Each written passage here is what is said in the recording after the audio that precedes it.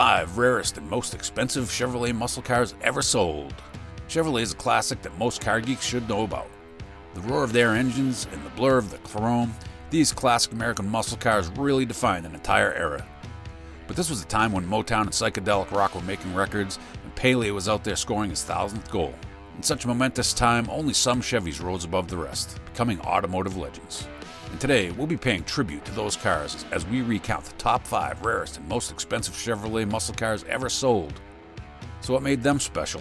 And what makes them stand out among the rest? Let's find out. Number 1. The 1967 Chevrolet Corvette L88. And Chevrolet Corvette L88 is a rare and powerful car unlike anything else on the road. Back then, and even today, it's a favorite among car enthusiasts. Forget fancy features. The L88 was built for pure speed. It didn't have air conditioning, a radio, or even comfortable seats. It was basically a race car with a license plate. Yet, here was something that needed some quick attention. Racing rules limited engine power, so Chevrolet created the L88 as kind of a loophole. They said it had a standard engine, but secretly it had a much stronger one, around 500 horsepower.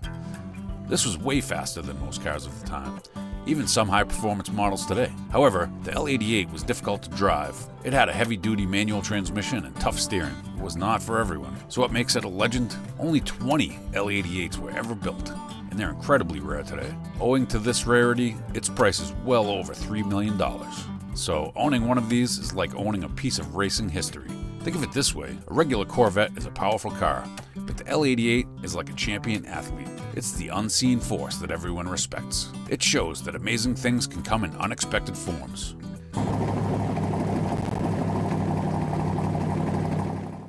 Number 2, 1969 Chevrolet Camaro ZL1. In 1969, Chevrolet wasn't just about the Corvette. They had another surprise weapon, the Camaro ZL1. This wasn't a flashy car with fancy features, but a muscle car built for one thing, speed. Imagine a Camaro designed to dominate drag races, stripping away anything that didn't help it win. Yet, there was a catch. General Motors limited engine sizes for smaller cars. So Chevy used a secret program, COPO, to create special cars with the dealers. Order number 9560 resulted in the ZL1. The ZL1's heart was a powerhouse, an all-aluminum 427 cubic inch V8 engine. This lightweight block packed a punch, built for acceleration, not bragging about horsepower numbers, officially rated at 430 horsepower. Think about the difference. A regular Camaro could go from 0 to 60 miles per hour in 7 seconds, but the ZL1 was rumored to do it in a mind-blowing 4 seconds. It could even race a quarter mile in under 13 seconds, which was extremely fast back then. To handle this power, the ZL1 got a heavy-duty suspension, a special rear end for better grip, and a 4-speed manual transmission. But forget air conditioning or fancy radio, every ounce counted in the race for speed. With only 69 ZL1s ever built, they're incredibly rare and valuable today, sometimes selling for around $674,000. So the next time you see a classic Camaro, remember it might just be a secret drag racing champion in disguise.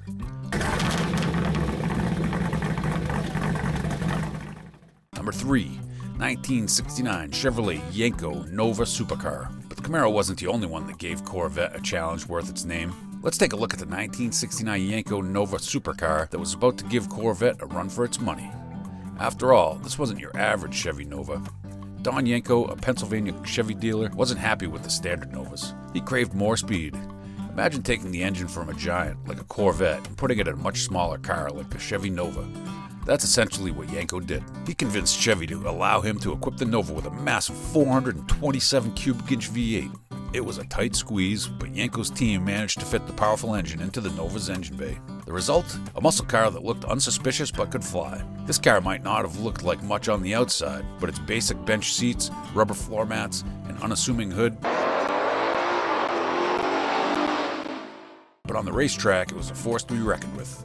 It could cover a quarter mile in no time, leaving competitors speechless. And yet, it's sad to see that only 37 Yenko Nova Supercars were ever built, making them incredibly rare. Today, if you come across one for sale, expect a hefty price tag. Owning a piece of automotive history like this can easily cost over $100,000. Number 4, 1963 Chevy Impala Z11. Chevy's engineers felt that they had to do the unthinkable for this car that they wanted to build. Focused on speed, Chevrolet Impala Z11 was designed to be a true beast on the road. Now, since the Z11 was built for speed, Chevy's engineers swapped heavy steel parts like the hood, fenders, and even the bumpers for lighter aluminum parts. However, the real secret weapon was under the hood. No fancy stripes or chrome there, just a massive 427 cubic inch V8 engine, way bigger than anything in a regular Impala. This engine was designed to regularly churn out a whopping 430 horsepower without breaking a sweat.